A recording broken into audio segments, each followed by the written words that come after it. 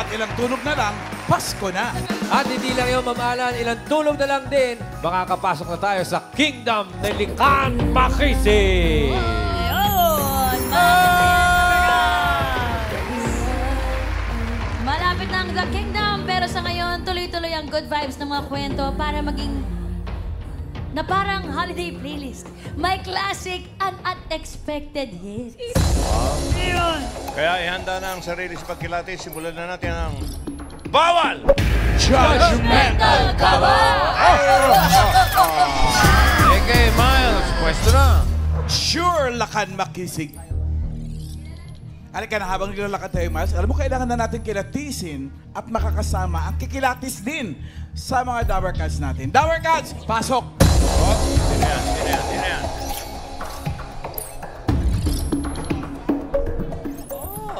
Hello, Dapper Cats! I am Josine Canaleta Villarba ng Bacoor, Cavite. At naniniwala sa kasabihang kapag, wait lang po, may copy ako. Kapag may pangarap, araw-araw ay may saysay ang inyong buhay. Maraming salamat and thank you. Totoo naman yan. Dito ka, Josa. Dito, Miss Josa. Josa ng kagandahan. Thank you po. Miss Josa, first question, judgmental ka ba? Minsan po. Minsan. Tama naman. Tama naman. Hindi sa Tama oras, yun, bawal pwede mo gamitin judgmental. yun. Pero ngayon pa lang hawakan mo ng 30,000 pesos at galingan sa pagsagot. Dahil kapag nagkamali ka dito, Ate Josa, minus 10,000 pesos. Simulan na natin ang round 1. Josa, talasan ng pakiramdam dahil ito na ang makakasama nating magdala ng swerte. Dabber Cats, pasok!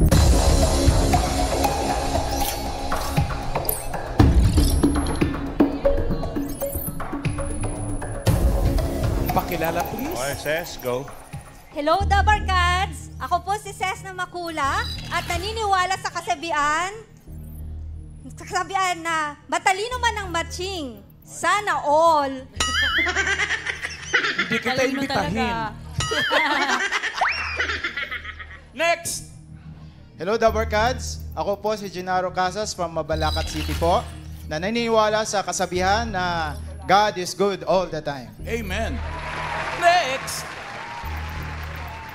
Hello, Dabber Cats! Ako po si Melody Luhena at meron po akong kasabihan, kalabaw lang po ang tumatanda. Totoo naman. Josa, bibigyan ka pa namin ng chance na mas makilati sa mga kasama natin today. Tinginan muna kayo, eye to eye to eye. Humarap po tayo kay Josa. Kilatising mabuti.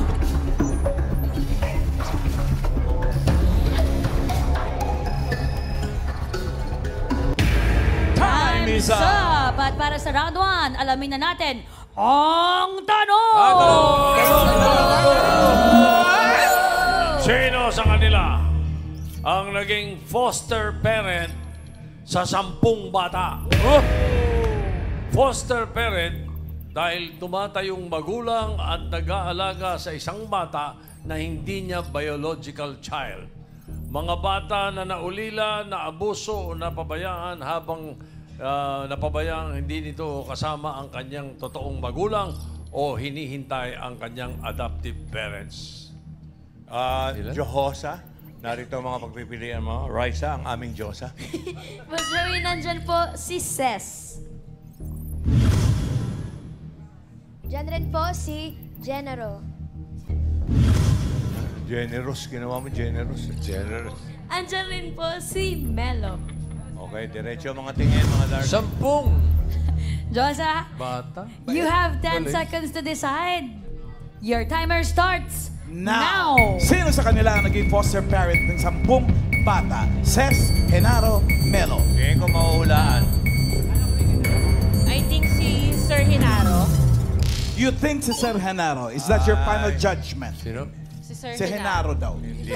Genaro po. Genaro. Gennaro. Hindi tinignan mo. Genaro. Opo. Final judgment? I think po. Final I judgment. think. Sure mo. Final judgment? Yes po. Yes. Final judgment. Lock it! Tama kaya na si Genaro ang naging foster parent sa 10 bata. Check or X? Naka! Ala.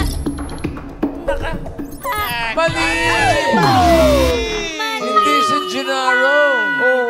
Pero kausapin na rin natin.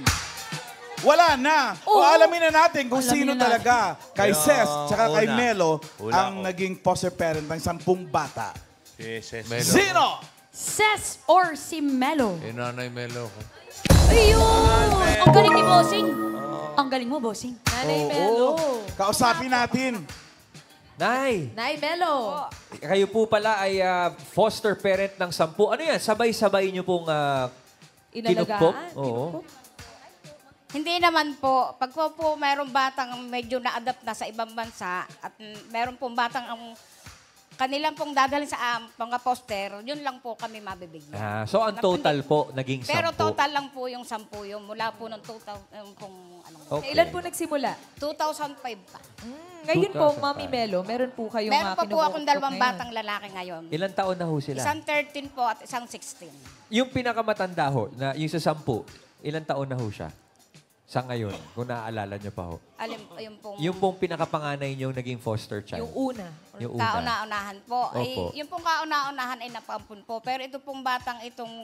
Mga ilang taon na ho yun, yung kauna-unahan? Yung pong kauna-unahan ay nasa 5 years old lang po. 5 years old siya noon. Opo, napaampun na po siya. Okay. Kasi mga Dabarkads, yun lang, merong difference kasi ang foster child sa adopted child. And tutulungan po tayo ni Miss Ses, kasi Miss Ses is involved in social work. Miss Ses, isang mabilis na explanation lang. What is the process na diferensya ng fostering and adopting a child? Yes, actually, ang foster care po ay piniplace natin sa mga lisensyadong pamilya na willing mag-alaga ng hindi nila kaano-ano. Temporary. Temporary po. Kasi habang piniplace natin kasi ang bata sa mga foster families kasi naniniwala tayo na best interest ng bata na lumaki sa isang pamilya. Habang inaasikaso natin yung permanency placement po niya, ito man ay ibabalik sa kanyang magulang o tawag po nito, ipapaampon. Ngayon po, ang adoption naman po, ito po yung kukonsider na pong legitimate child yung bata. So, i-caring na po niya yung apelyido po ng adoptive family at as in That's a permanent yes po, permanent scenario. placement po siya. Thank you, Mrs. Nay Melo, hindi ho ba kayo nalulungkot? Gawa ng mga bata, paano yung pag napamahal na sa inyo? Oo nga po. Talagang nakakalungkot po pag ang bata po ay iaalis na sa inyo. Lalo na po kasi yung sanggol. Kaya nga po, mula po nung ako ang aking sanggol na inalagaan ay na-adapt na, medyo nagbago na po ako ng aking aalagaan kasi mas mahirap po pag ang sanggol ang inalagaan mo tapos aalisin. Bakit po ba kayo naging foster parent? Kayo po ba may mga anak po ba kayo, Meron Mami po. Melo? Ilan po Meron ang po. anak ninyo? 4 po.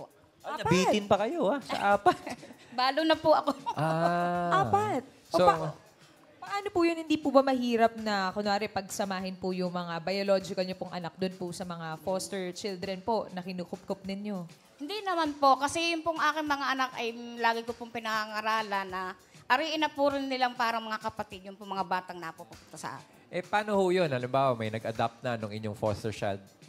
Sumusulat pa rin po ba sila o nagte-text pa rin sila? Hindi na po. Hanggang 3 months lang po na parang report po ng social worker sa ibang bansa, i-report po naman ng social worker dito sa Pilipinas. Yung kauna-unahang foster child ninyo, ilang taon nung mawala sa inyo? Baby pa o... Hindi po. 5 years old po siya nung unang kauna-unahang yon. Nakuha po siya ay siguro yung mga 7 years old na. Saan siya napunta? Siya po ngayon ay nasa California. Ay, ang ganda. Yun Ses, dumaan Yun yung sa legal na proseso yun. Yes po. Actually po, yung mga bata po na pinapaampon po natin, tinatry po natin i-explore muna na ibalik sa kanilang pamilya. Kasi naniniwala tayo sa family preservation.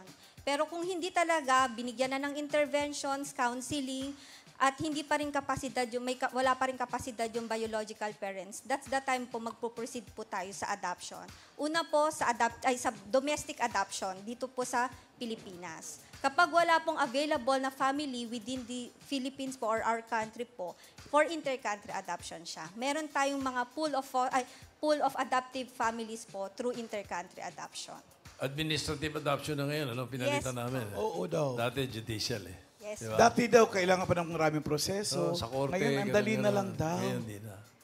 Pinalitan namin yung batas. Yes po. And, Palakpakan naman dyan, no? Kumanga na naman si Mengay. Iba ka talaga dito, Sen. Eh. Sa'yo talaga kami. Mami Melo, gaano po katagal yung pinakamatagal na inilagi po sa inyo ng isang foster child? Ilang taon po yun inabot? Pinakamatagal po ay yung ngayon pong batang hawak ko. Nung siya po ay dalhin sa akin ay 4 years and 4 and a half lang. Ngayon po ay 16 years old na. Ay! 12 years. Oh. Yun po yung aking inaalagaan pa ngayon. Oh, Hanggang sa ngayon. ang tagal na nun. Binata Nay, na. binata na. Paano yung pagka, meron bang option na, Nay, ayoko nang umalis dito. Dito na lang ako. Paano po yun pag sinabi? Eh, depende po yun. Pag medyo po ang bata ay alam mong medyo hindi naman pasaway, okay lang po. Kasi ang alam po, ang sabi po sa amin, pag po ang bata ay nag-18 at gusto namin, pwedeng sa amin na po yun. Mrs., kapag ganun po, yung mahabang proseso pa din po yun. Kapag po yung foster parent, mag-decide po na i-adopt legally yung child. Maari po nilang i-adopt yung bata as long as na-declare na legally available for adoption yung bata. At syempre, dapat qualified din sila as an adoptive parent. Iba kasi yung proseso at saka requirement Iba for rin yung foster care levels. and Oo. adoptive. Hanggang anong edad ang pwedeng i-adopt? Nasa 18 years old po, pero mayroon na po tayong adult adoption na yung matagal nyo na pong inaalagaan, nasa inyo na po. Tapos po. Ito. Pwede ba ito? Si Alan, walang gusto mag-adapt eh. Meron bang age requirement gusto kung ko ikaw mag-adopt. naman ang maging foster parent? Do I have to be married or pwedeng you're young single adult lang? Yes po, no. Ang requirements po natin dapat nasa legal age. Wala po tayong siniset basta legal age. Pero dapat, kahit kunwari 18 years old ka na sa legal age, pero dapat kinakailangan mo, ma-meet mo pa rin yung ibang requirements. Like, financially capable kayo, ano pa ba? Kahit emotionally. Yes oo. po, emotionally, physically. Kasi ang pag-aalaga is, nag-i-invest ka ng emotion. At the same time po, gusto ko pong sagutin po yung sinasabi nyo na sa foster care po, we do not discriminate as long as kahit LGBT ka, persons with disability, married ka, single ka, pwede po, basta qualified kayo as foster parent. Thank you, Mrs. Alam niyo ba saan ang galing yung salitang ampon? Saan? I am pwned. Parang sinanla ako. Sinanla. Ay, ampon.